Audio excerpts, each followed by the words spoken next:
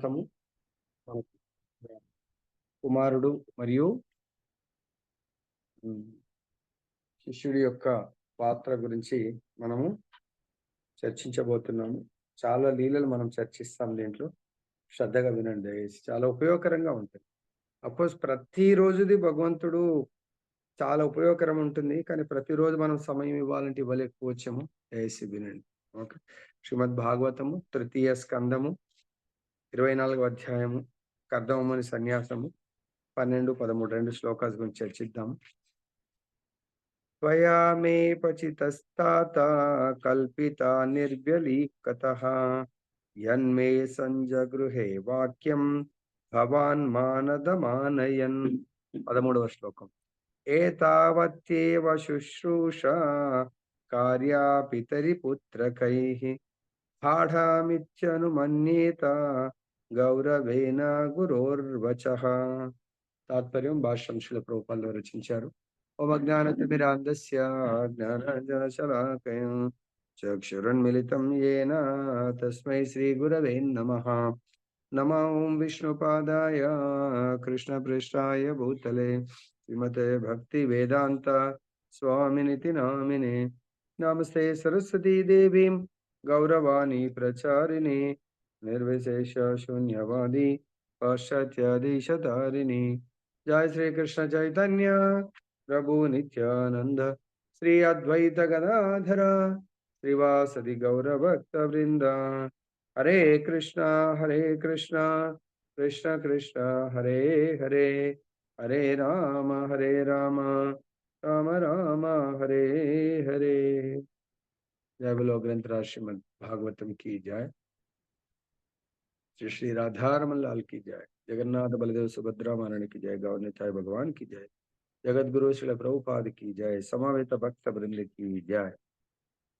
So ఈరోజు మనకు పుత్రుడు మరియు శిష్యుడు ఇద్దరు కూడా దాదాపు, శిష్యుడు అంటే కూడా పుత్రుడితో సమానము గురువు గారికి, ఆ శిష్యుడికి కూడా గురువు గారు తండ్రితో సమానం. ఎటువంటి తండ్రి? ఆధ్యాత్మికమైన తండ్రి, శాశ్వత తండ్రి యొక్క ప్రాతినిధ్యం వహిస్తాడు ఆచార్యుడు, గురువు. పుత్రుడికైతే ఈ జన్మకు, ఈ దేహానికి తండ్రి జన్మనిచ్చిన వారు. సో కాబట్టి దానికి కూడా మనము మన యొక్క కృతజ్ఞత భావంతో సేవించడం మన ధర్మము. సో ఇక్కడ మనకు చూసినట్టయితే బ్రహ్మదేవుడి యొక్క సంతానము కర్దమముని. సో కర్దమముని తన యొక్క తండ్రిని ఏ విధంగా సేవించారు, ఏ విధంగా రెస్పెక్ట్ చేశారు మనం చూడొచ్చు. అదేవిధంగా బ్రహ్మ యొక్క సంతానంలో నారదుడు కూడా ఉన్నాడు. ఇది ఎలా జరుగుతుందంటే, నారదుడు పూర్వజన్మలో దాసీపుత్రుడిగా ఉంటాడు. అక్కడ కూడా ఆ దాసీపుత్రుడిగా తండ్రి అయితే చాలా చిన్నతనం వెళ్ళిపోతాడు. సో తల్లి నియంత్రణలో ఒక ఆశ్రమంలో సేవ చేస్తూ ఉంటారు. సో తల్లి కూడా చిన్నతనంలో వెళ్ళిపోయిన తర్వాత నారదుడు సాధు సంతులను సేవించడం జరుగుతుంది. నిన్న కూడా మనం విన్నావు. సాధు సంతులను సేవించడం వల్ల యొక్క కృప ఎలా ఉంటది అనేది ఆల్రెడీ మనం చర్చించాం. సాక్షాత్ సాధు సంతుల యొక్క మాటను నిజం చేయడానికి భగవంతుడు తన మాట ఓడిపోయినా పర్వాలేదు, కానీ సాధు సంతుల యొక్క మాట నిజం చేయడానికి కొరకు భగవంతుడు ఎప్పుడు కూడా ముందంజలో ఉంటాడు. సో దాని గురించి ఎన్నో లీలలు మనం ఈరోజు చర్చించవచ్చు. ఒక చిన్న లీల చెప్పి మళ్ళీ శ్లోకంలోకి వెళ్దాము. ఒకసారి ఏమవుతుందంటే, అంటే గురువు వచనాలను ఒకవేళ విశ్వాసంతో మనం పాటిస్తే అద్భుతమైనటువంటి రిజల్ట్ వస్తుంది. ఒకసారి ఒక ఊర్లో ఫ్యామిలీ ఉంటుంది, పాపం మంచి భక్తులు, కానీ సంతానం ఉండదు. సో ఆ ఊరికి, ద్వారక దగ్గర ఆ ఊరికి నారదుడు వస్తాడు. నారదుడికి వస్తే అప్పుడు నారదుడికి సేవ చేసి నారదుడిని అడుగుతారు, ప్రభు మాకు అన్నీ ఉన్నాయి కానీ సంతానం లేదు, సంతానం లేకపోవడం చాలా బాధతో దుఃఖంతో ఉన్నాము, మాకు సంతానాన్ని ప్రసాదించండి అంటాడు. అప్పుడు నారదుడు, సరే మీ యొక్క కర్మ చూద్దాం, అసలు సంతానం ఉందా లేదా అని చెప్పి చూస్తే ఆయనకు చూస్తే సంతానం లేదు. మీకు ఈ జన్మలో సంతానం లేదు అని చెప్తాడన్నట్టు. అప్పుడు చాలా దుఃఖంలో వాళ్ళుంటారు. అయినా గూడా సరే చూద్దాం, నేను భగవంతుడిని అడిగి చెప్తాను నేను. అంటే సో, నారదుడు నెక్స్ట్ వైకుంఠం లోకం వెళ్ళినప్పుడు పలానా దంపతులకు ఏంటి స్వామి అంటే, లేదు వాళ్ళకి సంతానం అని జెప్తాడు. ఓకే. అదే మాట చెప్తాడు. సరే అని ఇంక నారదుడితో లాభం లేదని అలానే వాళ్ళు భక్తి చేసుకుంటూ ఉంటారు. ఒకసారి వాళ్ళ ఊరికి ఒక గురువుగారొస్తాడు. చాలా భక్తుడు, మహాభక్తుడాయన. ఆ గురువుగారు ఒక అనౌన్స్‌మెంట్ జేస్తాడంట. జనరల్‌గా సాధువులు, గురువులు ఏదో భిక్షాటన చేసుకొని దాంతో జీవితాన్ని గడుపుతా ఉంటారు. అంటే భగవంతుడి లీలలు అమోఘమైన లీలలు. మనం అర్థం చేసుకోలేం. ఎప్పుడు ఎవరితో ఈ ప్రపంచంలో ఇంకా మనకు తెలవని లీలలు ఎన్నో ఉన్నాయన్నాడు. సో, సాధు సంతుల ద్వారా మనం విని మనం వాటిని ఆ లీలల స్మరణ, శ్రవణ కీర్తన జేయొచ్చండి. ఆ యొక్క గురువుగారు ఏమంటారంటే, "ఒక్క రొట్టెకి ఒక కుమారుడు, ఒక్క రొట్టెకి ఒక కుమారుడు ఇస్తాను నేను" అంటాడు. ఈ విశ్వాసం ఉన్నోళ్ళొస్తారు. సో, గురువుల దగ్గరకొచ్చి ఏదో కోరికలు కోరుతారు గాబట్టి, ఆయన గూడా వాళ్ళకి సంతానం లేదు గదా అని, సరే ఒక్క రొట్టె తీసుకపోతే బాగుండదని జెప్పి 4 రొట్టెలు తీసుకొనొస్తాడు. 4 రొట్టెలు తీసుకొనొచ్చి ఆయన గురువుగారికిస్తే, "సరే నేను ఒక్క రొట్టె కొట్టే, సరే ఓకే. 4 రొట్టెలు నీకు నలుగురు కుమారులని" జెప్పేసి ఆయనకు మాటిస్తాడు. అప్పుడు నిజంగానే మాట ప్రకారము త్వరలోనే వాళ్ళకు నలుగురు కుమారులు. చాలా ఆనందం ఇంకా. సంతానం వచ్చింది. దాని తర్వాత మళ్ళీ కుమారులకు కుమారులు, వాళ్ళ పెళ్ళిళ్ళైతాయి. అలా మనవలతో ఆనందంగా ఆయన జీవితం గడుపుతా ఉంటే, ఒకరోజు మళ్ళీ నారద మునీంద్రుల వారు అక్కడికొస్తారండి. అప్పుడు నారద ముని చూసి, "అరేయ్! నువ్వు ఫలానా గదా!" "అవును నేను." అంటే, "మరి నీకు ఈళ్ళందరూ ఎవరంటే నా కుమారులు. మీరేమో సంతానమే లేదన్నారు. మీరు చూడండి ఇంకో గురువుగారిని కలిసాను. ఆ గురువుగారు నాకు నలుగురు సంతానాన్ని ఆహ్, ప్రాప్తి కలుగాక అని ఆశీర్వదించారు. మీరేమో మీ ఆశీస్సులు మీరు ఆశీర్వదించమంటే ఆశీర్వదించలేదు అది" అని జెప్పేసి, సరే ఇగ మీతో నాకెందుకు అని జెప్పేసి ఆయన అంత పెద్ద పట్టించుకోడు. అప్పుడు అరే! ఇదేంటి ఇలా ఎట్లా జరుగుతది అని మళ్ళీ భగవంతుడి దగ్గరికి వెళ్లి నారదుడు అడుగుతాడు, "ఏంటి స్వామి, ఆయన కర్మను గూడా ఎవరు మార్చగలుగుతారు? ఎట్లా? మీరే అన్నారు ఆయనకు సంతానం లేదు." "అవును నారద, కర్మానుసారం ఆయనకు సంతానం లేదు. కానీ కర్మని గూడా మార్చేది నేనేం జేయలేను వాళ్ళ కర్మలో. కానీ కర్మని గూడా మార్చేది శుద్ధ భక్తుడు. ఆ! గురువుల యొక్క కృప ఉంటే ఏమన్నా జరుగుతుంది. కాబట్టి అబ్బా! ఆయన నాకంటే అంత గొప్ప గురువా ప్రభు" అంటాడు. "చూడు నువ్వే. సో, ఆయన పలానా దగ్గరున్నాడు. ఆయనకి చెప్పు. సో, భగవంతుడి యొక్క ఆరోగ్యం బాలేదు అని జెప్పేసి చెప్పు. అంటే లైక్ హార్ట్ ట్రాన్స్‌ప్లాంటేషన్ లాగా. సో, చెప్పు. దానికి మరి ఎలా దానికి ఉపశమనం అంటే ఎవరైతే తన హార్ట్ పోసిస్తారో దాని ద్వారా ట్రీట్‌మెంట్ జరుగుతదని చెప్పడం జరుగుతది. Just you take it." So, అంటే శుద్ధ భక్తుల యొక్క మాటని భగవంతుడు గూడా ఎలా వింటాడు అనేది. సరే అని జెప్పేసి హృదయం కోసియటం ఏంటి? అంత ఉంటదా అని అనుకుంటాడు. అప్పుడు వెళ్లి ఆయనను గలుస్తారు. అప్పుడు ఆయన గూడా నారదుడికి ఎవరు రెస్పెక్ట్ చేయరు. రెస్పెక్ట్ జేసి అప్పుడు ఆయన మాట్లాడుతుంటే, "లేదు, లేదు ఇలా భగవంతుడికి ఆరోగ్యం బాలేదు. సో, మరి ఏంటి ఎలా అంటే, ఎవరన్నా భక్తుడు తన హృదయాన్ని కోసిస్తే భగవంతుడు దాని ద్వారా ట్రీట్‌మెంట్ జరుగుతదంట." ఇప్పుడే అని చెప్పేసి చాకు తీసి టక్కన ఆయన తన యొక్క హృదయాన్ని చీల్చి అంటే లైక్ చెస్ట్ చీల్చి హృదయాన్ని తీసుకెళ్ళు అంటాడంట. అప్పుడు నారదుడికి అర్థమైతుంది. చూడ్డానికి నార్మల్‌గున్నాడాయన. ఎవరైనా ఒక రొట్టెకి ఒక కుమారుడని అనౌన్స్‌మెంట్ జేస్తే ఏమున్నదిలే అనుకుంటారు. కానీ ఆ భక్తుడికి, ఆ భక్తులకి ఎంత విశ్వాసం ఉండెనో, విశ్వాసానికి తగ్గట్టు ఫలమొచ్చింది. సో, నారదుడికి అప్పుడు అర్థమైతుంది భగవంతుడు వాళ్ళ కర్మల్ని గూడా మార్చే కెపాసిటీ గురుదేవులకిచ్చారని జెప్పేసి. సో, కాబట్టి గురువుల్ని జూసి మనం ఎప్పుడు గూడా అంటే నారదుడు చాలా ఉత్తమ భక్తుడు. అలా భగవంతుడు గూడా ఉత్తమ భక్తుల ద్వారానే లీలలు జేస్తారు. అదే అంటే అక్కడ నారదుడు తక్కువ అంటే మనం గూడా అప్పుడప్పుడు అరే! ఏంది నన్ను వేరే వాళ్ళ ముందు తక్కువగా చేసి మాట్లాడారు, తక్కువగా చూయించారంటే లీల జరగాలంటే ఏదో ఒకటి జరగాలి గదా! అప్పుడు నారదుడు చాలా ఆనందంగా ఫీల్ అవుతాడు. సో, నారదుడు షేమ్‌గా ఫీల్ అవ్వడు. అదే నా మాట కాలేదని. మనం గూడా దీని ద్వారా లెసన్ ఏంటంటే భగవంతుడు తన భక్తులు ఏది చేసినా దాన్ని సమర్థిస్తాడు. అంటే ఆ లీలని భగవంతుడు ఎగ్జిక్యూట్ అయ్యేట్టు చూస్తాడు. ఇంకొక శుద్ధ భక్తుడు ఇతరుల ముందర తనకు అవమానంగా ఫీల్ అవ్వడు. ఆ! సో, చైతన్య మహాప్రభు ఏం చెప్పారు? అవమానంగా ఫీల్ కాకూడదంటే ఏ శ్లోకంలో చెప్పారు? ఎలా ఉండాలనేది? ఈ విధంగా మనము ఆచార్యులు చెప్తున్న దాన్ని అంటే శ్రవణ, కీర్తన, స్మరణ. దిస్ ఈజ్ స్మరణ అన్నట్టు. చాలా మంది ప్రభుజీ ఓకే. మనకు ఆ లింక్ స్మరణ గావాలన్నట్టు. ఒక పదం తీసుకున్నామంటే, ఇది మనం ఎక్కడైనా చర్చించామా, అప్పుడు దాన్ని బట్టి మనకింకా ఆనందం వస్తా. సో, నారదుడు గూడా మహాభక్తుడు. మరి ఆ విధంగా నారదుడు ఆ స్థితిలో అవమానంగా ఎందుకు ఫీల్ కాలేకపోయాడంటే, నిత్యం భగవంతుడి యొక్క కీర్తన చేస్తాడు. ఏ కీర్తన చేస్తాడు? రాధారమణుడి యొక్క, రాధారాణి యొక్క, రాధారమణుడి యొక్క రాధా ఆ! రాణి యొక్క నామాన్ని నారద ముని బజాయ వినా రాధిక రమన్ నామే. అంటే రాధిక రమణుడు ఆ భగవంతుడి యొక్క నామాన్ని కీర్తన చేస్తా ఉంటారు కాబట్టి, ప్రతి స్థితిలో గూడా ఆయన నార్మల్‌గా ఉంటాడు. అర్థమైందా? అంటే స్థితప్రజ్ఞుడు, స్థిత ధీర్మునిలాగా. సో, దానికి ప్రభావితులు గారని. అది చూసి అప్పుడు అనుకుంటాడు, యెస్! భగవంతుడి లీలలు అమోఘమైనటువంటి. మన జీవితంలో గూడా గుర్తుపెట్టుకో ప్రభువు నా ప్రారబ్ధ కర్మ. అది దాని సిస్టమ్‌లో అది వెళ్తుంటది ప్రారబ్ధ కర్మ. కానీ భగవంతుడు మన లైఫ్‌లోకొచ్చినప్పుడు ప్రారబ్ధ కర్మలు ఇవన్నీ గూడా పనిజేయవన్నట్టు. అర్థమైందా? భగవత్ కృప ఉన్న వాళ్ళకు అవన్నీ గూడా దాన్నేమంటారు exempted. So, Krishna what ever Krishna wanted that will only happen in our life. So, ఇది గురువుగారి యొక్క కృప. అంటే ఆ శిష్యుడికి గూడా అంత ఫెయిత్ ఉండాలి. చేసిందేంది?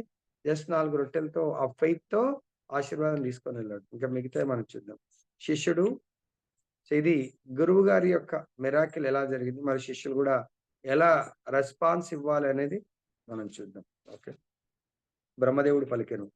ప్రియమైన పుత్ర కర్దమ, నా ఉపదేశముల ఎడ తగిన గౌరవమును చూపుచు నిష్కపటంతో వాటిని పూర్తిగా అంగీకరించి నీవు నన్ను తగిన రీతిగా అర్చించితివి. నా నుండి గ్రహించిన ఉపదేశములన్నింటినీ నెరవేర్చి తద్వారా నన్ను గౌరవించితివి. ఇది కుమారుడి యొక్క ధర్మం. అంటే తండ్రి పట్ల.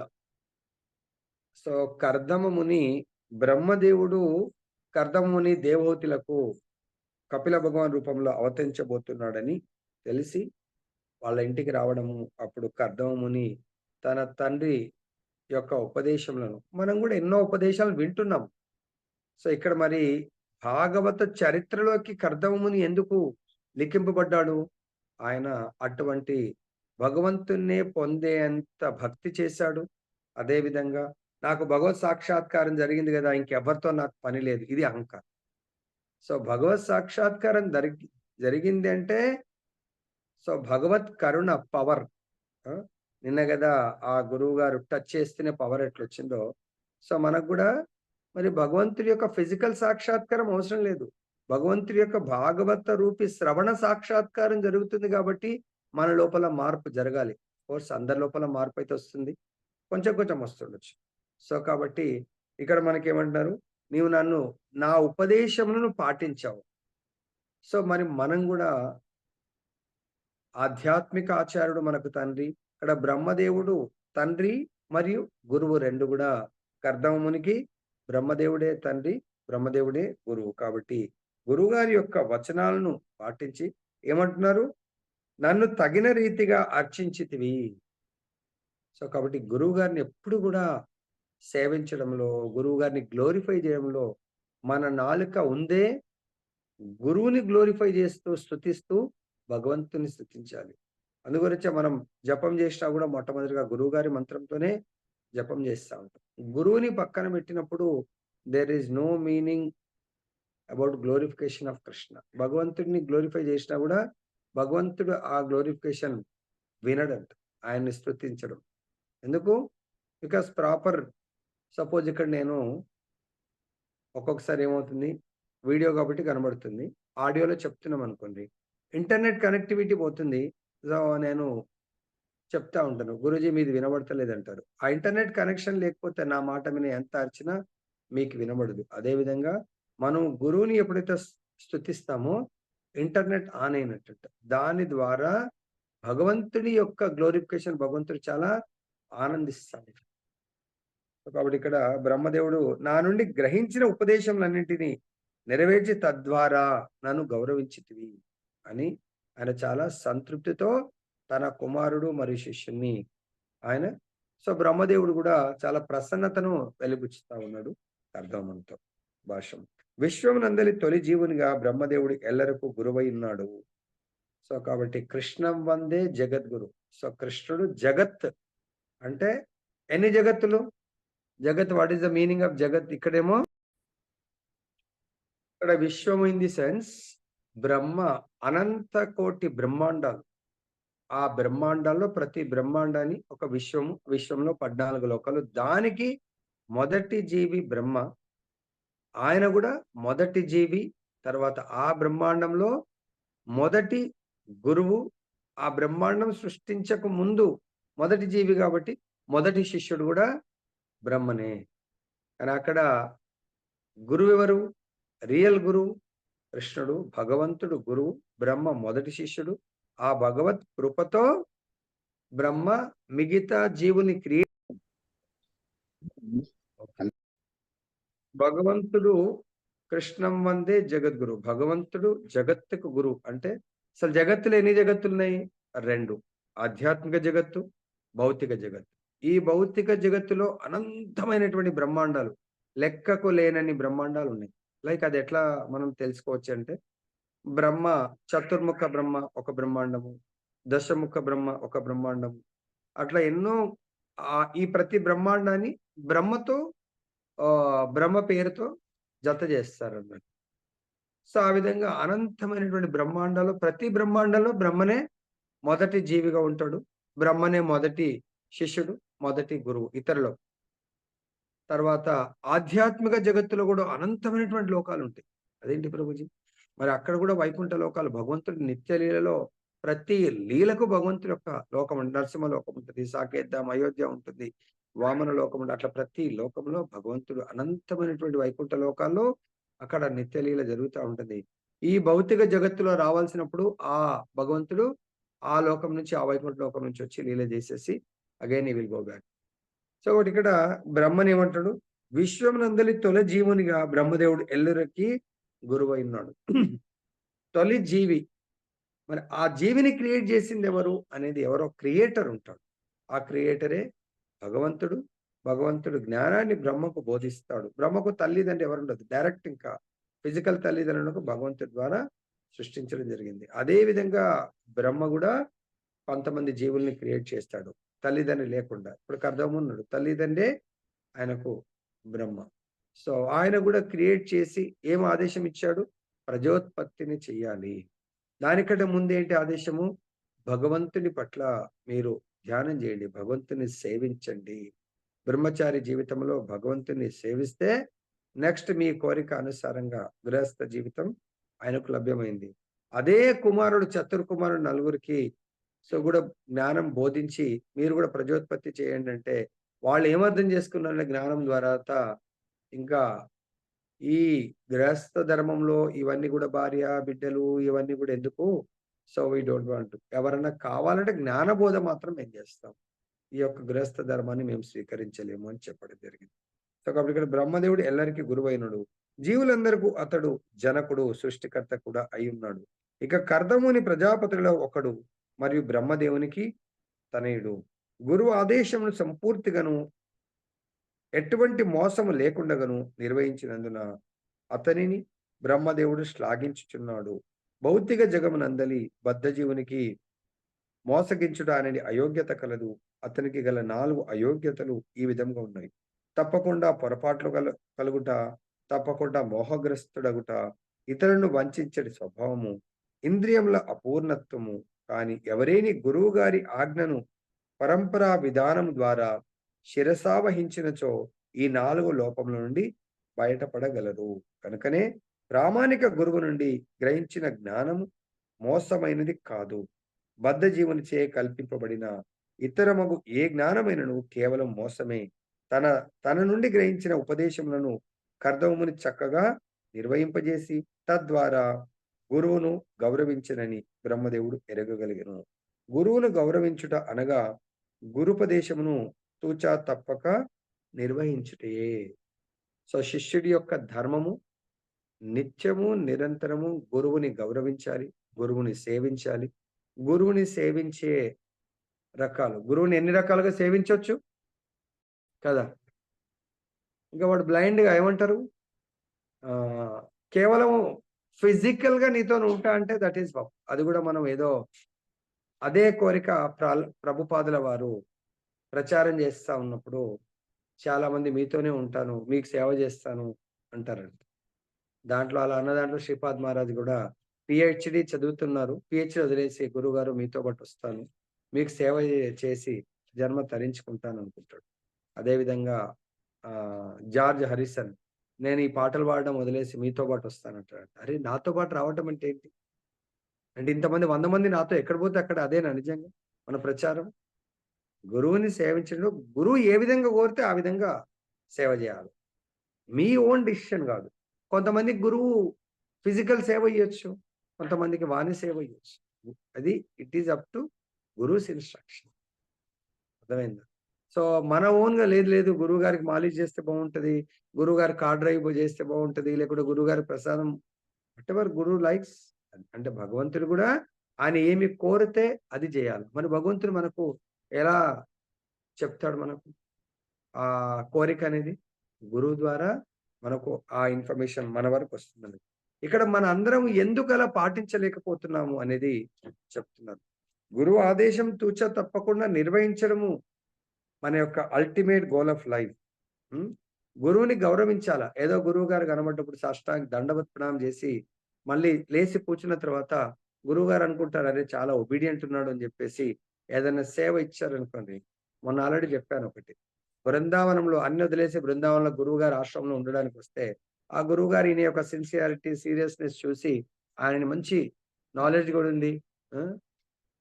ఆ నాలెడ్జ్‌కు ఇప్పుడు మన దగ్గర రేవల్లి ప్రభు చాలా మంచి లెక్చర్ ఇస్తున్నాడు. శర్మ ప్రభుజీ అయితే బయట ఉన్నారు ఆస్ట్రేలియాలో. రేవల్లి ప్రభు చాలా బ్రహ్మాండంగా చెప్తారని చెప్పేసి సపోజ్ గురువుగారు, "ప్రభుజీ ఈ వారం నేను నిజామాబాద్ ఎళ్ళట్లేదు. కొంచెం వెళ్లి క్లాస్ చెప్పొస్తారా?" అంటే, "ప్రభుజీ సిటీ దాటమని మాత్రం నాకు ఆజ్ఞాపించకండి ప్రభుజీ." అయిపోయింది. లేదు ఇంకొక్కడైనా వెళ్లి, "ప్రభుజీ కొంచెం ఆ సత్సంగ్ నేను ఎళ్ళట్లేదు మీరు." "ప్రభుజీ నేను ఫిజికల్‌గా మాత్రం నేను నా ఫేస్ చూయించలేను. కేవలం నా వాణి చూయిస్తా" అన్నాడనుకోండి. ఏం మీనింగ్ ఉంది? Don't take any negative Prabhuji. So, ఇక్కడ గురువుని గౌరవించడం అంటే ఏమంటాడు? గురు ఉపదేశమును తూచా తప్పక నిర్వహించవలెను. సో, అక్కడ అవమానాలు గూడా జరుగుతాయి. అవమానం జరగదనేది ఉండదు. సపోజ్ ఎవరికో నేను జెప్పాను, పలానా మాతయ్యతో మాట్లాడాను. ప్రభుజీ నేను మొన్ననే అవమాన పాలయ్యాను. మళ్ళీ నేను అవమానం భరించలేను ప్రభుజీ. మొన్ననే ఒక ఎగ్జామ్ రాసి ఫెయిల్ అయ్యాం. లేకుంటే మార్కులు తక్కువొచ్చాయి. ఇంప్రూవ్‌మెంట్ ఛాన్స్ ఉంది. ఆ ఇంప్రూవ్‌మెంట్ రాయాలంటారా? వద్దంటారా కదా! సో, కాబట్టి ఇక్కడ గూడా ఆ స్థితికి ఎదగాలి. కేవలం ఎందుకు మనం ఎదగలేకపోతున్నామంటే, నేను దేహంతో జూసుకుంటున్నాను. ఓకే. నన్ను గూడా ఎవరైనా అవమానపరిచారనుకోండి, ఆయన ఏదో అంటే అవమానపరచడం అంటే న్ నా యొక్క యాక్షన్స్‌నే గాని, నా మాటల్ని వాళ్ళు వక్రీకరించి జెప్తారు. సో, అది నా దేహానికి సో, ఓకే. కానీ ఆ స్థితికి ఎదగాలంటే అంత ఈజీ గాదు గానీ, సో, ఓకే. ఇక్కడ గురువుగారు చెప్పారు. మనం జస్ట్ అక్కడ ఏం జేయాలంటే సో, మాతాజీ, ప్రభుజీ ఇది గురువుగారి ఆదేశం కాబట్టి నేను మీకు దీన్ని పోస్ట్ మ్యాన్ ఏం జేస్తాడండి? పెళ్లి కార్డ్ గూడా పోస్ట్ మ్యాన్ తెచ్చిస్తాడు. అదే ఇప్పుడంటే అన్ని వాట్సాప్‌లో వచ్చాయి. పూర్వకాలం టెలిగ్రామ్ ఎవరో చనిపోయారని టెలిగ్రామ్ ఆయన్ని తెస్తాడు. లేకపోతే ఇంకేదైనా మ్యారేజ్‌ది గూడా తీసుకురావచ్చు. ఆయన డ్యూటీ ఏంది? చనిపోయింది గూడా తీసుకురావాలా? తర్వాత పెళ్ళిది గూడా మోసుకొని రావాలి ఆ ఇన్ఫర్మేషన్‌ని. సో, అది ఎవరిది? జస్ట్ ఆయన హైర్ అథారిటీది మోసుకొనిస్తున్నాడు. మనం గూడా కేవలం అంటే ఇది నేను ఏదో చెప్తున్నాను ఆమె అన్నది నాకే అంటే, అప్పుడు నాకు చాలా బాధైతది. సో, ఇది కేవలం పోస్ట్ మ్యాన్ ఏమన్నా బాధపడతాడా? సో, పెళ్ళికి తెచ్చినప్పుడు ఆనందం ఉంటే ఈయనకేమి ఆనందం రాదు? ఎవరైనా చనిపోయిన న్యూస్ తెస్తే వాళ్ళకేమి ఈయనకేమో అయ్యో! వాళ్ళు ఏడుస్తున్నారు. ఈయనకేం పెద్ద ఇది గాదు. అలానే just we should be act like postman. అప్పుడు మనకేంటి బాధ ఉంటది? సో, కాబట్టి ఇక్కడ మనకు తండ్రి, గురువుల యొక్క ఆదేశం పూర్వకాలము. సో, ఇక్కడ తండ్రి మరియు గురువుగారు ఒక్కరిగానే ఉన్నారు. ఎలా ఉంటది? చరిత్రలో ఎంతోమంది తన యొక్క తండ్రి, గురువులను ఏ విధంగా సేవించారనేది కర్దమమునున్నాడు. అదేవిధంగా నారదుడు బ్రహ్మ యొక్క కుమారుడు మరియు బ్రహ్మ యొక్క శిష్యుడు నారదుడు. అదేవిధంగా వేరే ఋషులు చాలా మందున్నారు. సో, నారదుడికి ఏం ఆదేశం ఇస్తారు? కేవలం భగవంతుడి యొక్క ప్రచారం చేయడమే నీ యొక్క జీవిత లక్ష్యము భగవంతుడి యొక్క ఆజ్ఞలను పాటించడం. కాబట్టి భగవంతుడి యొక్క ఆజ్ఞలను పాటించడం అంటే నారదుడు తన తండ్రి దగ్గర నుంచి తీసుకున్నటువంటి జ్ఞానాన్ని సత్యయుగంలో ఎవరికి ప్రసాదిస్తాడు? ప్రహ్లాదుడికి ప్రసాదిస్తాడు. ఒక శుద్ధ భక్తుడు రాక్షసుడి వంశంలో జన్మించబోతుంటే దేవతలను సంవరించబోతుంటే రక్షించి ఆయనకు గర్భంలోనే తన ఆశ్రమంలో కయాదిని పెట్టుకొని బోధిస్తాడు. సో ఇక్కడ తండ్రి ఆజ్ఞలను ఆ బోధన తర్వాత డెలివరీ అయిన తర్వాత ప్రహ్లాదుడు వాళ్ళ తండ్రి గారి దగ్గరకు వచ్చిన తర్వాత తండ్రి గారు భగవంతుడికి బద్ధ శత్రువు విరోధి. ఓకే. సో నిన్న మనకు ఎవరు మనకు గొప్ప మిత్రుడు, ఎవరు మనకు బద్ధ శత్రువు అని వచ్చింది. నిన్న టైటిల్ ఎవరు మనకు గొప్ప మిత్రుడు, అదేవిధంగా ఎవరు బద్ధ శత్రువు? మనస్సు. మన మనస్సే మనకు శత్రువు, మన మనస్సే మనకు మిత్రుడు. ఇక్కడ హిరణ్యకశిపు యొక్క మనస్సు తనకు శత్రువు, అదే ప్రహ్లాదుడికి తన మనస్సు గొప్ప మిత్రుడు. కారణము హిరణ్యకశిపు ఎవరికి దాసుడయ్యాడు? హిరణ్యకశిపు ఎవరికి దాసుడయ్యాడు? వచ్చింది టాపిక్ కరెక్ట్. నిన్న వచ్చింది భగవద్గీతల మనకు శత్రువు కావడానికి కారణము మన లోపల ఉన్నటువంటి కామ, క్రోధ, మోహ, లోభ, మద, మాత్సర్యాలకు ఎవరి మనస్సు అయితే దాసుడుగా మారిపోతుందో ఆ మనస్సు మనతో నిత్యం ఫైట్ చేస్తూ ఉంటుంది. శత్రువు అంటే ఇక్కడ హిరణ్యకశిపు అందు గురించే వీటన్నిటికీ దాసుడైపోతాడు. కాబట్టి ఆ మనస్సు భగవంతుడికి ఇంకా దాస్యత్వం కాలేకపోతుంది. అదే ప్రహ్లాదుడి యొక్క మనస్సు భగవంతుడికి దాసుడైపోయాడు. కాబట్టి ఇవన్నిటిని కూడా జయించగలిగాడు. సో సొంత తండ్రి అయినా కూడా ఏ తండ్రి అయితే భగవంతుడికి విరోధో అంటే ఆయనకు శత్రుత్వం ఉండకూడదు. గుర్తుపెట్టుకోండి. ఆయనతో ఫైట్ చేసి ఇంట్లోంచి వెళ్ళిపోమని కాదు. కాకపోతే ఆయన ఎంత బాధలు పెట్టినా తన మనస్సు ఆయనకు శత్రువు కాకూడదు. ఎందుకంటే భగవంతుడికి ఎవరైతే మిత్రుడో వాళ్ళు ఎవరికి శత్రువులు కాదు. ఇది ఒకటి గుర్తు. అజాత శత్రువులు, భగవంతుడి శ్రేయోభిలాషులు, భగవంతుని మిత్రుడిగా ఎన్నుకున్న వాళ్లకు ఎవరు శత్రువులు కాదు. దానికి ఎగ్జాంపుల్ ఈవెన్ అర్జునుడు భగవంతుడి యొక్క సఖుడు కాబట్టి ఆయన బయట ఉన్నప్పుడు మామూలుగా కృష్ణుడు లేకున్నప్పుడు చాలా క్రోధంతో ఉండే, వాళ్ళని ఇట్లా చేయాలి అలా చేయాలని. ఎప్పుడైతే కృష్ణ సాంగత్యంలోకి వచ్చాడో ఫిజికల్ గా, సో కృష్ణుడు ప్రతి ఒక్కరి శ్రేయోభిలాషి, జగత్పతి కాబట్టి ఆయన ప్రతి ఒక్కరిని సమదృష్టితో చూసేవాడు. ఆ యొక్క పవర్ ఆటోమేటిక్ ఆయన లోపలికి వచ్చింది. మహాభారత యుద్ధం దగ్గరికి వెళ్ళినప్పుడు అదే కృష్ణుడు లేకముందు ఎట్లయినా వీళ్ళందరూ ప్లాన్ చేసుకొని సంహరించాలి అట్లా ఇట్లా అనుకున్నారు. కానీ ఎప్పుడైతే కృష్ణుడి యొక్క ఫిజికల్ సాంగత్యంలో అక్కడ ఉన్నప్పుడు వాళ్ళందరినీ కూడా సమదృష్టితో చూస్తా ఉన్నాడు. వాళ్ళని శత్రువులాగా చూడలేకపోతున్నాడు. సో కానీ అప్పుడు కృష్ణుడు ఓహో ఈయన నా యొక్క సాంగత్యంలో అందరినీ కూడా మిత్రుల్లాగా చూస్తున్నాడు అని చెప్పి, సో ఇక్కడ నువ్వు క్షత్రియుడి కాబట్టి ఇక్కడ బ్రాహ్మణుడు సమదృష్టితో చూడాలి. క్షత్రియుడు మాత్రం ఎవరైతే నేరస్తులు ఉంటారో, తప్పు చేస్తారో వాళ్ళని దండించాలి. అక్కడ మాత్రం మీరు జాలి ఉండకూడదు అనేది చెప్పడానికి కొరకు భగవద్గీతను బోధించడం జరిగింది. సో కాబట్టి ఇక్కడ మనము ఇంకెంతో మంది ప్రహ్లాదుడు తన యొక్క మనస్సుని కృష్ణ పాదార విందాలకు అంకితం చేస్తాడు. సో ఏ విధంగా సాధ్యమైంది? నిన్న మనము ABCDEF formula, A for association, Prahlad, ఇదంతా మనము చాలా నెగ్లిజెన్స్ చేస్తున్నాం కాబట్టి మనకు అంత దాని టేస్ట్ తెలుస్తలేదు. కానీ ప్రహ్లాదుడు తీసుకున్నాడు కేవలం కొద్దిపాటి గర్భంలో ఆయన యొక్క ఆశ్రమ వాసుల యొక్క సాంగత్యము, దానివల్ల association makes lot of difference. ఆ ప్రహ్లాదుడు నారదుడి యొక్క బోధనలు, నారదుడి యొక్క అసోసియేషన్, వాళ్ళ ఆశ్రమ అసోసియేషన్ తీసుకోవడం వల్ల ఆయన మనస్సుని జయించాడు. జయించడం అంటే మనస్సుని తన గొప్ప మిత్రుడిగా మార్చుకున్నాడు. మనస్సు మనకు శత్రువు అయితే ఆ మనస్సుకు నచ్చిన వాళ్ళని మనకు మిత్రుడిగా చేస్తుంది. మనస్సుకు నచ్చని వాళ్ళని శత్రువులుగా చేస్తుంది. ఎప్పుడు ఆ మనస్సుతో పాటు ఏమున్నాయి? ఇంద్రియాలు. ఆ ఇంద్రియ కోరికలను ఎవరైతే తీరుస్తారో వాళ్ళు మనకు మిత్రుల్ని చేస్తుంది మనసు.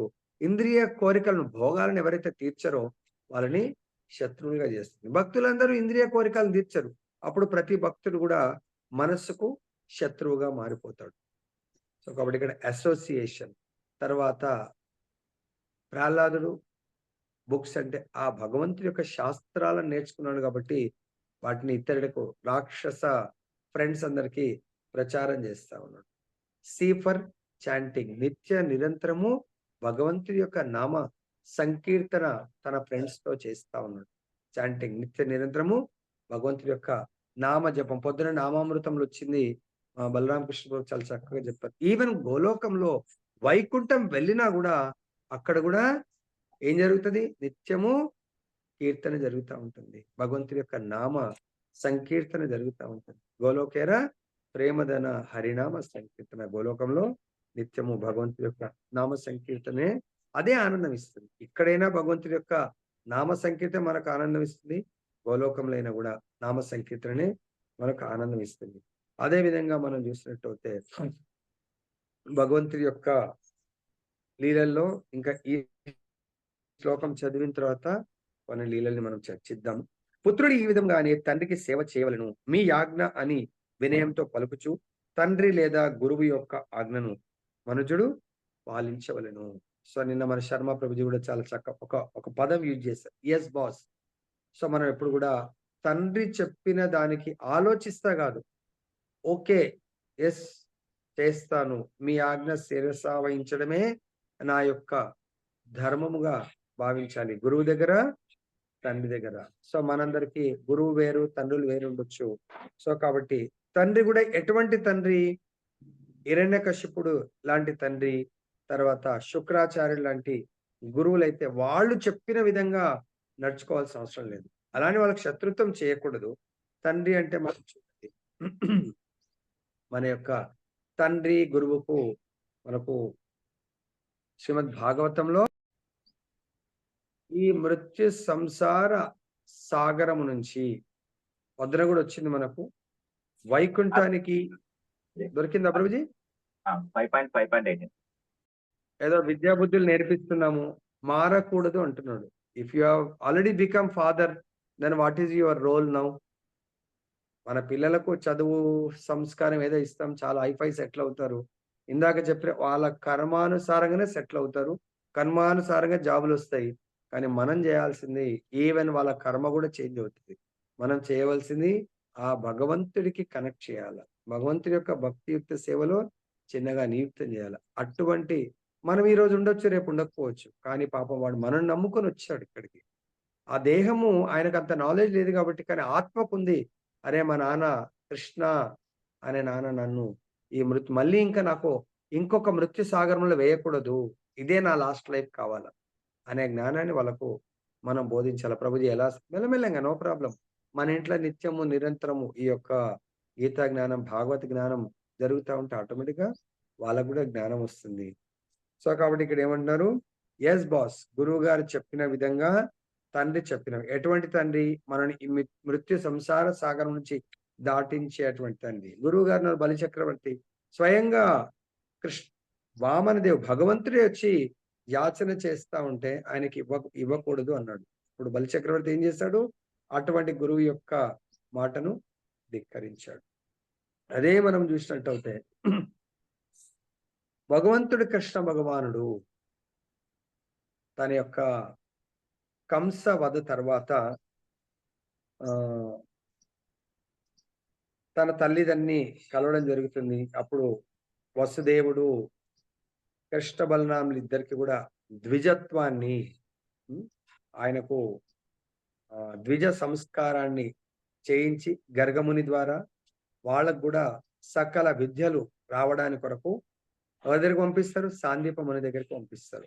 ద్విజత్వం వీళ్ళకు, ఈ ద్విజత్వాన్ని ఇచ్చినటువంటి గురువు గర్గముని, సాందీపమునేమో 64 కళలు భగవంతుడు.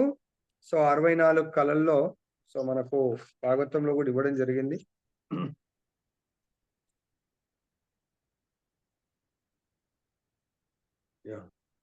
ఈవెన్ గానము, సంగీత వాయిద్యాలు వాయించడము, నాట్యము, నాటకం ఇవన్నీ కూడా దీంట్లో మనము భగవంతుడు ఆ లిస్ట్ ఆఫ్ ద కళలు మనకు వస్తాయి. ఒకవేళ చూసినట్లయితే భాగవతంలో కూడా ఈ 64 కళలను 64 రోజుల్లో నేర్చుకుంటాడు కేవలం కృష్ణ బలరాములు ఇద్దరు. That is the greatness of Krishna. Of course కృష్ణుడికి అవసరం లేదు, అయినా కూడా 64 కళల్ని 64 రోజుల్లో వాళ్ళు నేర్చుకోవడం జరుగుతుంది. అప్పుడు అదంతా అయిపోయిన తర్వాత సో ప్రతి ఒక్కరు కూడా గురువు దగ్గర ఫ్రీగా విద్య నేర్చుకుంటే దానికి విలువ ఉండదు అని చెప్పేసి ఆ గురువు గారికి అడుగుతారు.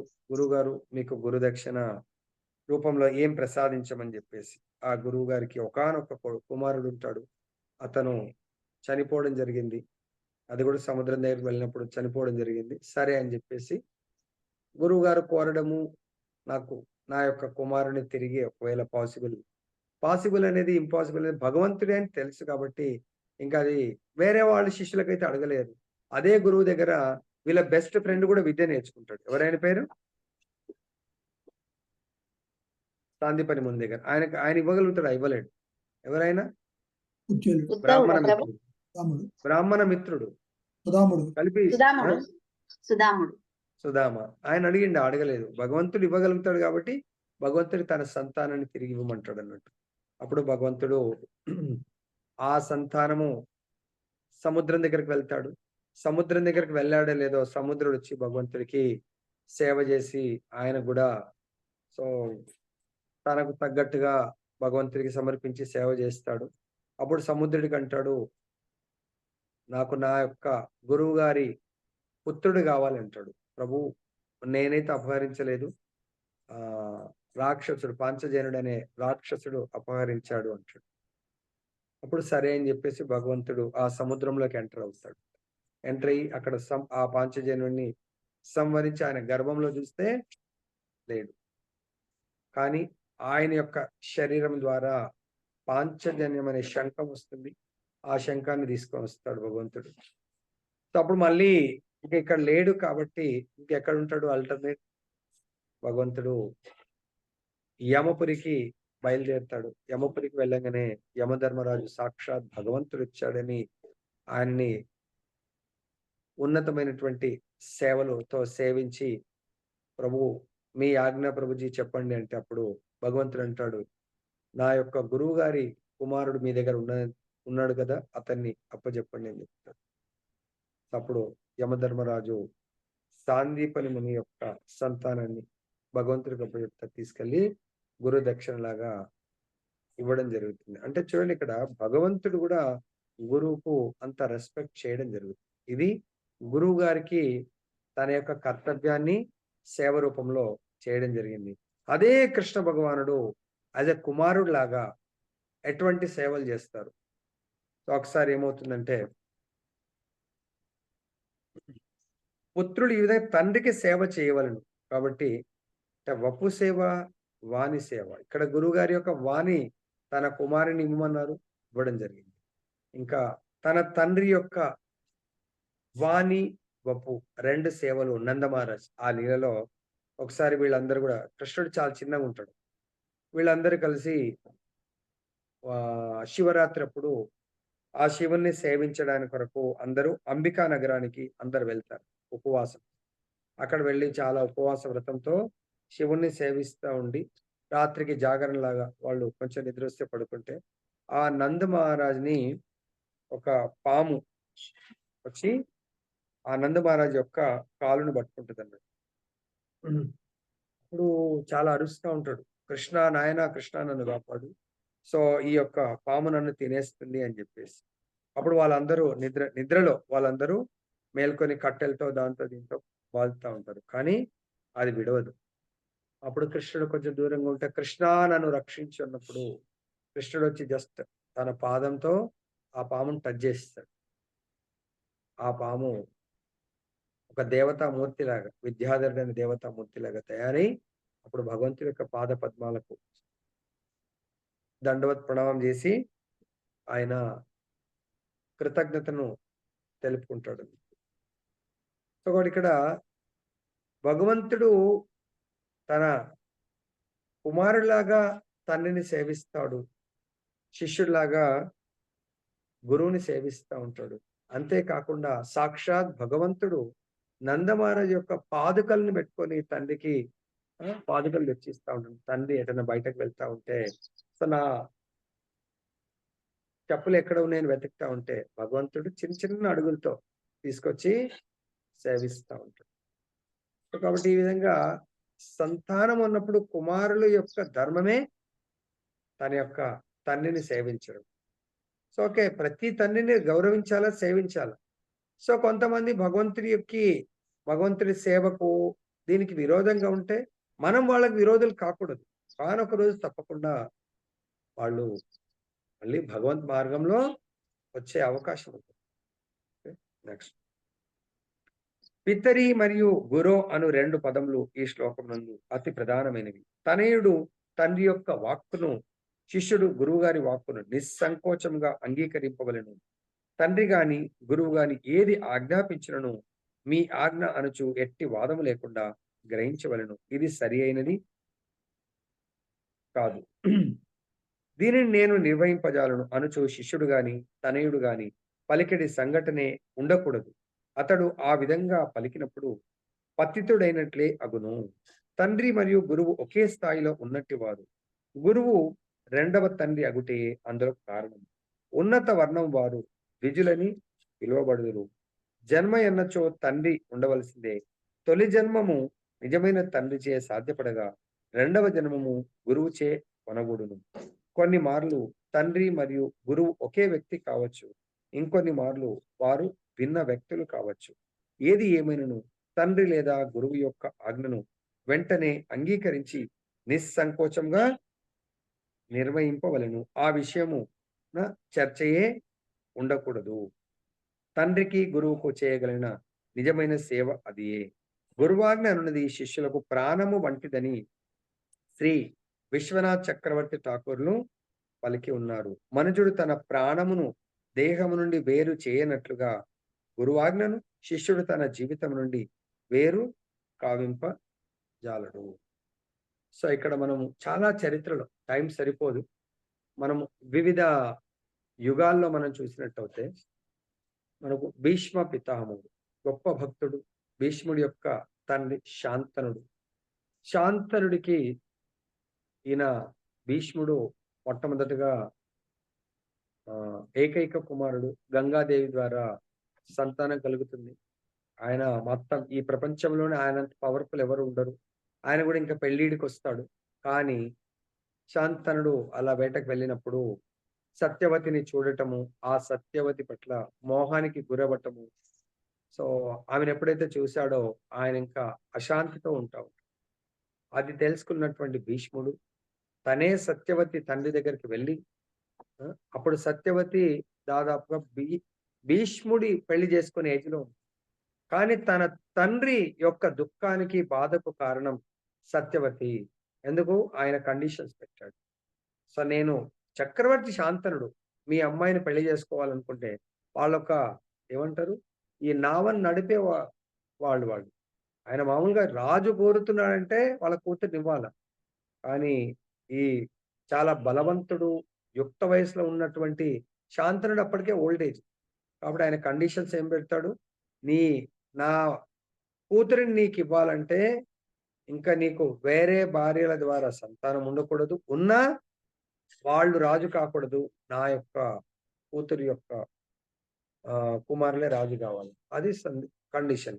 కానీ ఆయన యుక్త వయసులో ఉన్నటువంటి కుమారుణ్ణి ఎలా చెప్పగలుగుతాడు? కాబట్టి తనలో తను బాధపడతా ఉంటే ఆ విషయం తెలుసుకొని వీళ్ళకు మాటిస్తాడు. లేదు లేదు, మా నాన్న తర్వాత నీ కూతురి కొడుకే అవుతాడంటే ఆయన అంటాడు, ఓకే, ఈ రోజు నువ్వు ఒప్పుకుంటావు. నువ్వు పెళ్లి చేసుకుంటే అప్పుడు నీ సంతానం ఒప్పుకోకపోతే ఎట్లా అంటే అప్పుడు ప్రతిజ్ఞ చేస్తాడు. ఇంకా నేను ఆ జన్మ బ్రహ్మచారిగా, ఈ జీవితాంతా బ్రహ్మచారిగా ఉంటాను, పెళ్లి చేసుకోనని చెప్పేసి. సో చూడండి, అంటే ఒక తండ్రి యొక్క సుఖం కొరకు తను ప్రతిజ్ఞ చేస్తాడు. అంటే తండ్రిని ఆనందపరచడమే తన యొక్క ధర్మంగా అక్కడ భీష్ముడు ప్రతిజ్ఞ చేయడం జరిగింది. సో అదే విధంగా మనము చరిత్రలో మనము ఎంతో మంది భక్తుల లీలల్లో మనం చూడొచ్చు. ప్రభుపాదుల వారు ఉన్నారు. ప్రభుపాదుల వారు చిన్నతనంలో అప్పుడు బ్రిటిషర్స్ పరిపాలన నడుస్తా ఉంటుంది. ఆ రోజుల్లో ప్రతి ఒక్కరు కూడా లండన్ వెళ్లి బారిస్టర్ చదివేవాళ్ళు.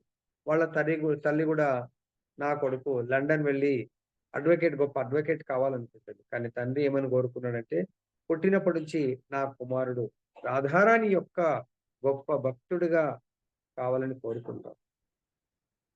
అప్పుడు తండ్రి కోరికను నెరవేర్చడానికి ఇంకా తల్లి అన్నా కూడా తండ్రి ఆ యొక్క ప్రపోజల్‌ని క్యాన్సెల్ చేస్తాడు. ప్రభుపాదుల వారిని ఇక్కడనే చర్చిల్ కాలేజ్ ఇక్కడనే చదివించడం జరిగింది. తండ్రి కోరిక నెరవేర్చడానికి మీరు ప్రభుపాదుల వారి ఫోటో చూడొచ్చు. 5 ఇయర్స్ బాయ్ ఎట్లయితే ధ్రువుడు, మన ప్రహ్లాదుడు 5 సంవత్సరాల ప్రాయంలో తన యొక్క ఫ్రెండ్స్‌తో ధ్రువుడైతే తపస్సుకి వెళ్ళాడు. నారదుడు మాత్రం తన ఫ్రెండ్స్‌తో భగవంతుని యొక్క నామ సంకీర్తన చేసినట్టుగా ప్రభుపాదుల వారు 5 సంవత్సరాల ప్రాయంలోనే జగన్నాథ రథయాత్ర కలకట్టాలో వాళ్ళ వీధిలో చేయడం జరిగింది. ప్రభుపాద ఆరతి చేస్తా ఉంటాడు. ప్రభుపాద కీర్తన చేస్తా ఉంటాడు. సో లీడ్ చేస్తాం. సో అది మనము తండ్రి యొక్క కోరికను నెరవేర్చడం. తన కన్న తండ్రి కోరికను ప్రభుపాదుల వారు ఆ విధంగా నెరవేర్చారు. తరువాత తన యుక్త వయసు వచ్చిన తర్వాత మేబీ ప్రభుపాద్ 26 ఇయర్స్ ఏజ్ లో తన ఆధ్యాత్మిక ఆచార్యుని కలవడం జరుగుతుంది కలకట్టాలో. భక్తి హిజ్ డివైన్ గ్రేస్ భక్తి సిద్ధాంత్ సరస్వతి ఠాకూర్ని ఫస్ట్ అది కూడా తన ఫ్రెండ్స్ వాళ్ళు చాలా కష్టంతో తీసుకెళ్తారు, ఇష్టం లేకున్నా కూడా. కానీ ఫస్ట్ మీటింగ్ లోనే ప్రభుపాద్ ఎక్కడో చివరికి కూర్చుంటారు. అలా కూర్చున్న ప్రభుపాదని పిలిపించి, అంటే ఆచార్యులకు తెలుస్తుంది ఎవరు ఏంటి అనేది. పిలిచి ఇమ్మీడియట్ ఫస్ట్ విజన్ లోనే గురువు గారు నువ్వు పాశ్చాత్య దేశాలకు వెళ్ళి భగవంతుడి యొక్క భాగవత్ ధర్మాన్ని ప్రచారం చెయ్యు, భాగవతాన్ని గీతని ప్రచారం చేస్తాడు. అప్పుడు బ్రిటిష్ రూల్ ఉంది. ఇండియాలోనే కన్వర్షన్ జరుగుతుంటే ఇంకా అక్కడ మన మాట ఎవడు వింటాడు? లేదు, నువ్వు వెళ్ళు అంట. ఆ మాట ప్రభుపాదుల వారి మైండ్ లో పెట్టుకొని 1922లో గురువు గారి ఆదేశాన్ని పెట్టుకొని ఎప్పుడు వెళ్ళారు? 1965లో. ఎన్ని సాలిడ్ 43 ఇయర్స్ గురువు గారి యొక్క వచనాన్ని మాత్రం వదిలిపెట్టలేదు. గురువు గారు వెళ్ళిపోయారు, గోలోకం వెళ్ళిపోయారు. కానీ ప్రభుపాదుల వారు అదే నా యొక్క జీవిత లక్ష్యము, గురువు గారు వెళ్ళమన్నారు, అమెరికా వెళ్ళి నేను ప్రచారం చేయవలసిందే అని అలా గురువు గారి ఆదేశాన్ని పాటించడానికి వెళ్ళారు. ఈరోజు ప్రపంచమంతా కూడా కృష్ణ భావనాత్మకంగా మారిపోయింది. నెక్స్ట్, మనుజుడు తన ప్రాణమును దేహం నుండి వేరు చేయనట్లుగా గురువాజ్ఞను శిష్యుడు తన జీవితం నుండి వేరు కావింపజాలడు. గురువాజ్ఞను శిష్యుడు ఆ రీతిని పాలించగలిగినచో నిక్కముగా పూర్ణుడు కాగలడు. ఉపనిషత్తుల యందు ఈ విషయము ధృవపరపబడింది. దేవదేవుని యందు గురువు గారి యందు, అంటే ఇద్దరి యందు, దేవదేవుడి యందు భగవంతుడి యందు గురువు గారి యందు అకుంఠితమగు శ్రద్ధ కలిగిన వానికే వేదోపదేశముల సారాంశము అప్రయత్నంగా విదితము కాగలదు. ఎవరేని ఒకడు లౌకిక దృష్టిలో నిరక్ష ప్రకుక్షి అను భావింపబడినను దేవదేవుని యందు గురువు నందు శ్రద్ధను కలిగి ఉన్నచో శాస్త్ర సారమంతయు అతనికి శీఘ్రమే ప్రకటితము కాగలదు. సో దీంట్లో మనకు మంగళారతిలో ఒక సెంటెన్స్ వస్తుంది. ఏంటది? గురువు పట్ల అటువంటి శ్రద్ధ. యస్య ప్రసాదాన్ భగవత్ ప్రసాదో యస్య అప్రసాదాన్ నగతి కుతోపి. అంటే మనం ఎప్పుడైతే గురువు గారి యొక్క సేవ ద్వారా మనం భగవంతుని మెప్పించవచ్చు. గురువుని సేవించకుండా అప్రసాద్, సో భగవంతుని సేవించడానికి వెళ్తే సో అది మనం భగవంతుడికి కనెక్ట్ కాలేకపోతాం. కాబట్టి గురువు గారి సేవనే, గురువు గారి వచనమే ప్రాణంగా భావిస్తే రిజల్ట్ మనము ఊహించలేము. అటువంటి రిజల్ట్ రావడం జరుగుతుంది. కానీ అంత విశ్వాసం ఉండాలి. గురువు గారు నన్ను ప్రొటెక్ట్ చేస్తారు అనే సర్వస్వం తన మన్ ధన్ భగవంతుడికి సమర్పించడానికి గురువుని భగవంతుడు మనకు పంపించాడు. మన నుంచి తీసుకోవడానికే. మన యొక్క మనసు ద్వారా, మన ధనం ద్వారా, మన తను శరీరం ద్వారా, వాక్కు ద్వారా భగవంతుడు సేవలు అందుకోవాలనుకుంటాడు. కానీ టెస్ట్లు జరుగుతాం. దానికి ఒకసారి రామానుజాచార్యుల వారు. ఆయన ఎక్కడ వెళ్ళినా జనరల్‌గా ఆచార్యులు ఎక్కడ వెళ్ళినా గూడా ఒక్కరు రారు. సో, వాళ్ళ ఎంబట ఎంతో కొంతమంది ఉంటారు. కానీ రామానుజాచార్య ఎంబట వందల మంది వెళ్ళేవాళ్ళు. సో, ఒకసారి అలా వెళ్తుంటే ముందు ఇన్ఫార్మ్ జేసేవాళ్ళు. పలానా ఊరికొస్తున్నాము. అక్కడ ఉన్నటువంటి శిష్యులకు వాళ్ళకి చెప్పేవాళ్ళు. ఇలా గురువుగారొస్తున్నారు. మీరు ఏర్పాట్లు చేయండి అని. అలా ఒకసారి పేద బ్రాహ్మణుడు ఉంటాడు. వాళ్ళ దగ్గర ఏమి ఉండదు. సో, కటిక దరిద్రంలో ఉంటారు. కానీ అయినా వాళ్ళకి ఇన్ఫార్మ్ చేసేస్తారు. ఇలా గురువుగారొస్తున్నారు. చాలా రోజులైంది కానీ గురువుగారొస్తున్నాడు చాలా ఆనందము. కానీ మరి సేవించడం మాత్రం చాలా బాధతో కూడుకుంది. అంతమందికి వాళ్ళే తినడానికి ఏమీ లేదు. సో, అప్పుడు ఎలా చేయాలి? సేవ చేయడం ఒప్పుకుంటారు. ఓకే అని. సో, అప్పుడు ఆ ఊర్లో ఒక జమీందారు ఉంటాడు. ఆ జమీందారు వీళ్ళు పేద బ్రాహ్మణులు, వయసులో ఉన్న బ్రాహ్మణుడు. ఆ దుర్మార్గుడు. ఆ జమీందారు దుర్మార్గుడు దుష్టుడుంటాడు. సో, ఈ బ్రాహ్మణుడి యొక్క వైఫ్‌ని వాడు ఎన్నో సార్ల "నీకు డబ్బులు కావాలంటే ఇస్తాను. నువ్వు నాకు సేవలు చెయ్యి" అంటాడు. ఆమె "మేము కట్టిక దరిద్రంలో ఉన్నా పర్వాలేదు గానీ, నేను అటువంటి పని చెయ్యను" అంటది. కానీ ఇప్పుడు అలా ఎన్ని సార్లు చెప్పినా గూడా ఆ ప్రపోజల్‌ని కాదంటుంది. కానీ ఇక్కడ వీళ్ళ హస్బెండ్ భిక్షాటనకి వెళ్తాడు. సో, గురువుగారిని సేవించడానికి. గురువుగారు ఈ లోపల వచ్చేస్తారు చాలా మందితో. అప్పుడు గురువుగారు వస్తున్నారని తెలిసి ఇగ భర్తనేమో భిక్షాటనకి వెళ్తాడు. తనేం చేస్తదంటే ఈ జమీందారు దగ్గరికి వెళ్తది. జమీందారుకి వెళ్లి, "సరే నువ్వు ఎన్నో సార్లు చెప్పావు గదా! ఈరోజు నీ దగ్గరికి నీ యొక్క ప్రపోజల్‌ని నేను స్వీకరించడానికి మా గురువుగారొస్తున్నారు. సో, కాబట్టి నాకు ఇంతమందికి సరిపడేటువంటి భోజనాలు, సరుకులు ఇవన్నీ ఏర్పాటు చెయ్యు. మా గురువుగారి సేవ అయిన తరువాత నేను నీ కోరిక నెరవేరుస్తాను" అంటది. అప్పుడింగ ఆయన ఆనందానికి అంతు ఇంక ఉండదండి. చాలా ఆనందపడతాడు. ఇన్ని రోజులకు నా మాట ఒప్పుకున్నదని జెప్పేసి. సరే ఎంత కావాలంటే అంత పంపించేస్తాడు. సో, ఈ లోపల ఆ సరుకులు అవన్నొచ్చాయి. చాలా బ్రహ్మాండంగా గురువుగారిని సేవిస్తుంది. ప్రసాదాలు అవన్నీ గూడా ఏర్పాటు జేస్తుంది. ఈ లోపల భర్తొస్తాడు. "అరే! ఏంటి ఇంత హడావిడి ఉంది. అందరికి భోజనాలు జరుగుతా ఉన్నాయి. ఎలా జేసింది నా భార్య" అని. అప్పుడు ఆయన లోపలికి రాగానే ఆయన పాదాల మీద పడి ఏడుస్తుందన్నట్టు. "ప్రభు నీకు చెప్పకుండా" మొబైల్స్ లేవు, ఏమి లేవు గదా! అప్పుడు. "నేను చాలా అపరాధం జేశాను. ఏంటంటే" అప్పుడు చెప్తుంది. "ఆ దుష్టుడు, దుర్మార్గుడు చెప్పినటువంటి ప్రపోజల్ వాడిని సేవించడానికి మీకు చెప్పకుండా నేను ఒప్పుకున్నాను. ఎందుకంటే గురువుగారొచ్చారు. సో, మనం గురువుగారి దగ్గర విన్నాము. గురువుగారికి సంపూర్ణ శరణాగతి. భగవంతుడికి సంపూర్ణ శరణాగతి. గురువుగారు ఎట్టి స్థితిలోంచైనా మనం రక్షిస్తాడు. భగవంతుడు రక్షిస్తాడు. కాబట్టి నాకు నమ్మకం ఉంది. ఇంకా వేరే మార్గం లేకుండా ఉండే. నేను అతని దగ్గరికే వెళ్లి ఈ సరుకులు సేవ అయిపోయిన తర్వాత మళ్ళీ వస్తాను. ఆవు గదా! తన దూడకు పాలిచ్చి మళ్ళీ పులి దగ్గరకొస్తానన్నట్టుగా నేనొస్తానని చెప్పానంటే, అప్పుడు ఆయన గూడా మొత్తం ఆనంద బాష్పాలు "నువ్వు ఎంత నాకంటే ఉన్నత స్థితికి" ప్రతి స్త్రీకి శీలం తన యొక్క మానము, శరీరం అంటే చాలా విలువైంది.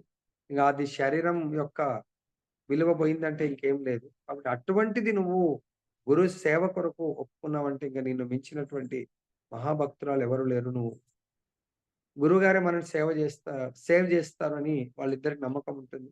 మొత్తం అయిపోయిన తర్వాత ఆ గురువుగారిని పర్సనల్‌గా మాట్లాడాలని జెప్పేసి గురువుగారి దగ్గరికి వెళ్లి గురువుగారి పాదాల మీద పడి ఆమె రోదిస్తుంది. "గురువుగారు నేను చాలా మహా అపరాధం చేశాను నేను. ఏంటి ఆ అపరాధం అంటే, ఈరోజు మీకు ఈ భోజనాలు ఇవన్నీ ఏర్పాటు చేయడానికి కొరకు ఇలా నేను తప్పు పని చేయాల్సొచ్చింది. ఒప్పుకొనొచ్చాను." అంటే అప్పుడు ఆ గురువుగారు గూడా ఎంత ఎందుకంటే ఒక స్త్రీ దేనికైనా గూడా రెడీ ఉంటుంది గానీ, తన యొక్క ఆ! మానానికి, తన శీలానికి ఎప్పుడు గూడా సిద్ధం గాదు. మరణానికి గూడా సిద్ధమవుతుంది. నువ్వు ఎంత ఉన్నత స్థితికి ఎదిగావంటే ఏం పర్వాలేదు. ఆ గురువుగారు తిన్న ప్రసాదంలోంచి కొంచెం ఇస్తాడు. "ఈ ప్రసాదం ఆయనకివ్వు. మొట్టమొదట తీసుకెళ్ళి" అని జెప్పేసి జెప్తాడు. అప్పుడైతే సరే గురువుగారు అని జెప్పేసి తీసుకొని వెళ్తుంది. అప్పుడు వాడు చాలా ఆనందంగా రెడీ అయ్యి ఏమో మొట్టమొదటిగా వెళ్ళి ఆ! ఈ ప్రసాదం మా గురువుగారు మీ కొరకు పంపించారు. దీని తర్వాత సో, మీరు ఎలా అంటే అలా అని చెప్తారు. ఎప్పుడైతే ప్రసాదం తీసుకొని ఒక్క మెతుకు నోట్లో వేసుకున్నాడో, ఆయన లోపల కరెంట్ షాక్ లాగా అయిపోయింది. మొత్తం తన యొక్క కామ ప్రవృత్తి కాస్త ప్రేమ ప్రవృత్తిగా మారిపోయి, ఆయన ఉల్టా ఆమె యొక్క పాదాల మీద పడి నన్ను మన్నించమ్మా, క్షమించమ్మా తల్లి, నువ్వు నాకు తల్లి లాంటి దానివి.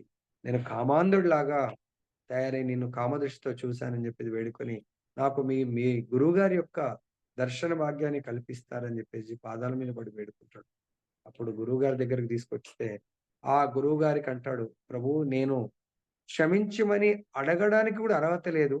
కాబట్టి నా ఉన్న ఆస్తి మొత్తం మీకు రాసిస్తాను. ఎందుకంటే ఈరోజు నా దగ్గర ఉన్న ఆస్తే ఇటువంటి మహాభక్తురాలిని కామదృష్టితో చూశాను కాబట్టి ఇంక నాకు ఆస్తి వద్దు. ఒక్క రూపాయి కూడా నేను సంపూర్ణంగా మీకు సమర్పించుకోవాలనుకుంటున్నాను" అంటాడు. అప్పుడు ఆయన అంటాడు, "నాకెందుకు? నాకేం ఆస్తొద్దు. కావాలంటే నా శిష్యుడికి ఇచ్చేయి" అంటాడు. అప్పుడు ఆ శిష్యుడు పేద బ్రాహ్మణుడు, "ప్రభూ, మీ ఆజ్ఞ ప్రతి ఆజ్ఞను శిరసావహిస్తాను. కానీ ఈ విషయంలో మాత్రం నన్ను మన్నించండి. ఈ కటిక పేదరికమే నన్ను భక్తిలో నడిపిస్తుంది. ఆ ధనం వచ్చిందంటే నా లోపల కూడా ప్రవృత్తి మారుతుంది. కాబట్టి నాకొద్దు" అని చెప్పేసి ఆ పేద బ్రాహ్మణుడు అంటాడు. సో, కాబట్టి ఇందాక మనకు మన శ్లోకంలో 4 ప్రతి ఒక్కరు 4 విషయాలు అంటే 4 గుణాలను కలిగి ఉంటారు మామూలుగా. ఆ 4 గుణాలేంటి? ప్రతి ప్రతి మానవుడు ఆ 4 దోషాలు, గుణాలంటే దోషాలు కలిగి ఉంటాడు. నంబర్ 1 తప్పులు తప్పక చేస్తాం. తప్పులు చేయడం గురూజీ. ప్రతి ఒక్కరు తప్పులు చేస్తారు. రెండవది భ్రాంతికి గురవ్వడం. రెండవది ఆ! సో, భ్రాంతికి గురవుతాడు. మూడోది ఇతరులను మోసం మో చేస్తాం మోస ప్రవృత్తి. కదా! మోస ప్రవృత్తి. నాలుగవది అసంపూర్ణ అసంపూర్ణ ఇంద్రియాలు. ఇంద్రియాలు. అసంపూర్ణ ఇంద్రియాలు. ఈ పైన 3 చేయడానికి కారణం మన ఇంద్రియాలు అసంపూర్ణంగా ఉంటాయి. మరి ఈ అసంపూర్ణమైనటువంటి ఇంద్రియాలను సంపూర్ణంగా చేయడానికి ఏ విధంగా చేయగలుగుతాం? గురువు యొక్క శరణాగతి ద్వారా మన ఇంద్రియాలు పరమ పవిత్రంగా మారుతాయి, సంపూర్ణంగా మారుతాయి. కాబట్టి ఈ రోజు మనందరి లోపల ఉంది. అంటే తప్పులు చేస్తున్నాము, మోసం చేస్తున్నాము. అంటే మాటలతో మోసం చేయొచ్చు, చేతలతో మోసం చేయొచ్చు. తర్వాత మోహానికంటే నేను ఇంకా స్టిల్ ఇంత విన్నా గూడా, ఇంకా గూడా నేను దేహంగా భావిస్తూ జీవిస్తున్నాను. అదే మోహములో జీవించడము. నేను ఆత్మ అని థియరిటికల్ అనుకుంటాం. అని ఇంకా స్టిల్ మనకు కొంచెం ఏంటది? "త్రినాదపి సునిచేన తరోరపి సహిష్ణునా అమానినా మానదేనా." కీర్తన బాగానే 100 మాలలు చేస్తున్నాం, 120. మళ్ళీ అక్కడికొచ్చేసరికే తప్పులు చేస్తా ఉన్నాం. తప్పులంటే, "ప్రభుజీ, నేనేం తప్పు చేయట్లేదు." గురువుగారి ఆజ్ఞను పాటించకపోవడం కూడా తప్పు చేస్తున్నట్టే కదా! రోజు మూడవ నామాపరాధము. ఏంటది? గురువు ఆదేశాలను ఉల్లంఘించుట. చదువుతున్నాను. మళ్ళీ వచనానికొచ్చేసరికే పాటించలేకపోవడం. అది మన యొక్క శరీర లక్షణం. తప్పులు చేయటము, తర్వాత మోసం చేయటము, నేను శరీరంగా భావించడం అంటే మోహానికి గురవ్వటము. తర్వాత ఇవన్నిటికి కారణము అసంపూర్ణమైనటువంటి ఇంద్రియాలు. ఇది గ్రహించండి. మన కళ్ళు ఇవన్నీ గూడా అర్జునుడికి ఎట్లయితే అర్జునుడు తన మొత్తం దేహాన్ని రిమోట్ కంట్రోల్ కృష్ణుడి పాదాల దగ్గర పెట్టేసాడు. "కృష్ణ, ఈ దేహము నీ ఇష్టము." మనం అలా పెట్టగలుగుతామా? పెట్టలేం. అలా పెట్టినప్పుడు పరమహంసలు మాత్రమే పెట్టగలుగుతారు. వాళ్ళు మాత్రమే ఇక్కడ ఉన్న పరమహంస స్థితిలో జీవించగలుగుతారు. తర్వాత శరీరం వదిలేస్తే భూలోకంలో గూడా పరమహంస స్థితిలో జీవించగలుగుతారు. లాస్ట్‌కు అంటే గురువు దగ్గర శిష్యుడు ఎలా ఉండాలి అనేది చైతన్య మహాప్రభు లీలలో గూడా ఒకటి చెప్పేసి నేను ముగిస్తాను. ఒకసారి చైతన్య మహాప్రభు పర్యటనలో ఉంటారు. శిష్యుడు ఉంటాడు. సో, చైతన్య మహాప్రభు ఇట్లా ఒక రూమ్‌లో పడుకుంటే, సో, చైతన్య మహాప్రభు చాలా సంకీర్తన చేస్తారు, అలసిపోతారు. ఆయనొచ్చి చైతన్య మహాప్రభుకు పాదసేవ చేస్తా ఉంటాడు. పాదసేవ చేస్తాం. చాలా సేపయింది. చైతన్య మహాప్రభు లేస్తాడు. లంచ్ టైమ్ గూడా అయిపోయింది. సో, "భోజనం చేశావా?" అంటాడు. "చేయలేదు ప్రభు" అంటాడు. "ఎందుకంటే మిమ్మల్ని దాటి వెళ్ళాలి గదా! భోజనం చేయాలంటే." "మరి నేను పడుకునేటప్పుడు లేవు గదా! నువ్విప్పుడు లోపలికి నువ్వు నన్ను దాటే వచ్చావు గదా!" అంటాడు. చెప్తారు ప్రభు, "మీ సేవ కొరకు నేను దాటాను. కానీ నా సేవ కొరకు, నా కడుపు సేవ కొరకు మిమ్మల్ని దాటలేను" అని జెప్పేసి చెప్తాడంట. అంటే నిత్యము, నిరంతరము భగవత్ సేవ, గురువు సేవ కొరకు మనము దేన్నన్నా దాటాలి. మన సంతృప్తి కొరకు గురువు ఆదేశాలను, ఇక్కడ గురువుని దాటొద్దు, భగవంతుని దాటొద్దంటే భగవంతుని, గురువు ఆదేశాలను దాటి క్రాస్ చెయ్యకూడదు. అక్కడ తన కడుపు భోజనం కొరకు నేను ఎలా దాటాలి ప్రభుజీ అంటాడు భగవంతుడు. కాబట్టి ఈరోజు విషయం ఏంటంటే ప్రతిదీ మన మనస్సుని ట్రైన్ చేయండి. సో నేను ఖచ్చితంగా గురువుగారు ఈరోజు ఈ విషయాలు చెప్పారు. సో దాన్ని మెడిటేట్ చేయండి. మళ్ళీ చెప్తా ఉంటే ఫ్లోలో కొన్ని మర్చిపోతా ఉంటే మెడిటేట్ ఈరోజు ఏమేం చేశారు? లేకుంటే మీ క్లోజ్ రిలేటివ్ మీ గ్రూప్‌లోనే ఒకసారి కాన్ఫరెన్స్ కాల్ పెట్టుకొని ఈరోజు ఏమన్నా అర్థమైందా? అంత టైం లేదు ఎవరికి కూడా. ఒక్క 5 నిమిషాలు టైం ఇచ్చి చర్చించండి. గురువుగారు ఈరోజు ఇది చర్చించాలి. లేకుంటే మన గురువుగారు ఇది చెప్పారు. దాంట్లో నాకు ఈ పాయింట్ నచ్చింది. నేను ఎలా చేయాలనుకుంటున్నాను. కొంచెం ప్లాన్ ఇన్ని గ్రూప్‌లున్నాయి. నేను కూడా ఒక్కసారైనా మీ గ్రూప్స్ డిస్కస్ చేశారో లేదో డౌట్. అంత టైం ఉండదు. 5, 10 నిమిషాలు మాట్లాడుకోండి. Conference call. ఈరోజు చర్చ ఇది జరిగింది. చాలా బావుంది. ఇది మనం ఇలా చేయాలా? ఇలా ఇంప్లిమెంట్ చేయాలా? ప్రాక్టికల్‌గా ఇలా చేద్దామని చెప్పేసి. ఓకే. ఇంతటితో నేను ముగిస్తున్నాను. సో, కాబట్టి గురువు ఆదేశాలను, తండ్రి ఆదేశాలను పాటిస్తూ, అది కూడా స్పెషల్‌గా ఆధ్యాత్మిక ఆదేశాలను పాటిస్తూ మీరు భగవంతుడి యొక్క ప్రేమకు పాత్రులవ్వాలి. భగవత్ ప్రేమ ఎక్కడుంటది? గోలోక బృందావనం. అందరూ గూడా గోలోక బృందావనానికి అర్హత సంపాదించాలని కోరుతూ ముగిస్తున్నాను. గ్రంథరాజ్ శ్రీమద్ భాగవతం की जय, श्री श्री राधा रमन लाल की जय, जगन्नाथ बलदेव सुभद्रा महारानी की जय, गौर निताई भगवान की जय, जगत गुरु श्रील प्रभुपाद की जय, श्री श्रीपाद गुरु महाराज की जय।